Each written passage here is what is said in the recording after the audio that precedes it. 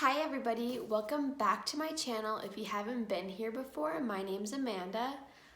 So today I'm talking about childbirth. What I will be talking about is kind of more for a mature audience, so if you don't think that you are a part of that, then please click out of this video and watch something that's more appropriate for you.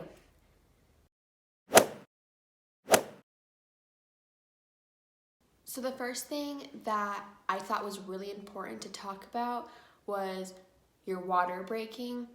A lot of people's water don't break when they are going into labor. They usually have contractions first. But when people are expecting their water to break, they're expecting this huge gush of water. And I mean, in some cases that can happen, but most of the time you just leak instead. So some people don't even know that their water had been broken. That's kind of how it happened with me. My water had just had a leak and I had no idea that my water was even broke. So don't expect it to be this big gush like the TV and like movies have it, because that's really not that realistic. It does happen in some cases, but sometimes it doesn't. Another thing that happened to me during my childbirth was that I went to a doctor my whole pregnancy. I saw one doctor the whole time. I go into the L&D because my water had broke, and that doctor didn't deliver my baby. So don't get your hopes up to think that this doctor is going to deliver your baby, because in most cases, that doctor doesn't actually deliver your baby. Where I live, they rotate, and I think a lot of places do that as well. So I wouldn't 100% expect the doctor that you've been going to your whole pregnancy. I think this one kind of comes with just being pregnant in general or anything like that, is that a lot of people are going to see your lady bit. So I'm sorry if that makes you uncomfortable, but you will have to get used to it, because there is going to be a nurse or a doctor coming in often to check if you're dilated, to check on the afterbirth, to see if everything is going down, if your swelling is good. So yeah, there's going to be a lot of people checking, looking, so just prepare yourself for that if you're not really comfortable with other people seeing, because in this case there's going to be a lot. And I will tell you though, is that a lot of people think that they care, and then you're going through the contractions and the labor, and you end up not caring as much. If you plan on having a medicated birth, it is not always 100% effective. Some people will get the epidural, and sometimes when you get your epidural, it will numb everything from the waist down. Some people have it one leg or the other, or like one half of their body and the other. And some people have it from the waist up, so don't always expect to get an epidural and it's all gonna be good and dandy, because sometimes it doesn't work that way.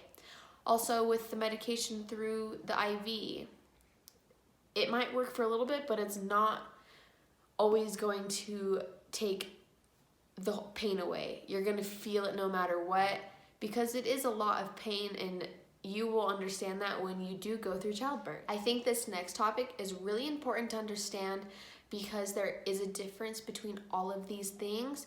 So when you are going into labor, you do go through early labor, and that is contractions, but you really can't feel them. It might be kind of crampy, but I thought that when I went into the L&D, they hooked me to the monitors on my stomach, and they're like, you're having contractions. And I was like, no way that this is contractions, because if these are contractions, this will be a breeze. Yeah, well, little did I know that that was just early labor, and that was just trying to work our way into the active labor. So the active labor is when your contractions are the most intense. That's when it's trying to push the baby down into the pelvis and work the baby down. So that's the intense cramps and contractions that you're feeling. That's what you know as labor. That's what active labor is. So just know that early labor contractions are completely different from active labor contractions. And the third thing I want to talk about is back labor. Not every single person experiences back labor. Me personally, I did. It was worse than the front contractions on your stomach and stuff. It radiated to my back, and that's why I actually opted for the epidural, because my back labor was so bad. I didn't know how to handle the pain because I hadn't really been preparing for that, because I didn't think that you could even get back labor. I had no idea what it even was. I was experiencing it, and then my doctor had explained that that's what I was experiencing. So just know that you can have more pain in other places more than just in your stomach. This next one is kind of gross, so I'm sorry, but I think we all know that this can happen. You can have a bowel movement while you are giving birth. It's 100% a natural thing that can happen. There's nothing to be ashamed about. But it is very, very common. The thing is that when you are pushing your baby out, you don't even know that you're actually having a bowel movement if you do when you're giving birth. So don't worry, and no one's going to call you out for it. No one's going to make fun of you, because it's a natural thing. They're used to it. The nurses have seen it every single day. They know exactly what you're feeling, so they're not going to bring it up unless you ask. It's kind of one of those things where if you don't ask, they don't tell. But don't be ashamed. It's a natural thing that can happen. And at that point, you're not going to really care. So don't really get worked up about that. And along with that, I'd like to talk about tearing. Some women do tear completely from their vagina to their bum, and that's normal. It happens to a lot of women. Their perineum with the skin between will rip completely down, and you have to get stitches. Some women tear upward or to the sides, and that's 100% natural. They'll stitch you up. They're going to make everything fine. Tearing is going to make your lady bits and your downstairs not the same. I can assure you that everything is going to be okay. It's going to work the same.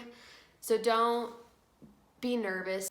Just make sure that if you do tear, that you do take full advantage of all of the things they give you at the hospital to help with that. So when I went into labor and I was done, I only tore a little bit. So they gave me some witch hazel pads to put down there to help soothe, and solar cane spray. Make sure you use those because it does help. It helps prevent with infection, and it makes the healing process so much smoother. So make sure you take full advantage of it. So if you are going in to have a natural birth, so you're vaginally birthing your child, there always might be in some cases that doesn't happen naturally. Sometimes you do need help, which is fine. Sometimes you can have your baby vacuumed out, in which it attaches to their head and helps pull. Same with forceps. They clamp it around your baby's head and helps you pull the baby out. And your doctor is only going to do this if they deem it necessary for you or your child's life. They're not just going to do it because they feel like it. And then there's also the case that you do have to have a cesarean section. That is when they cut you open and take the baby out, which is natural. It does happen for some people, so don't be ashamed. You're still a good mom if you have to do that. You still gave birth, and you're still as important as any mom that has naturally given birth.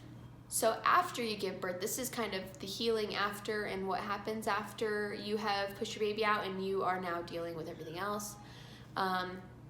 You are going to push out a placenta. If you don't know what that is the organ that delivers all the nutrients in the blood to your baby.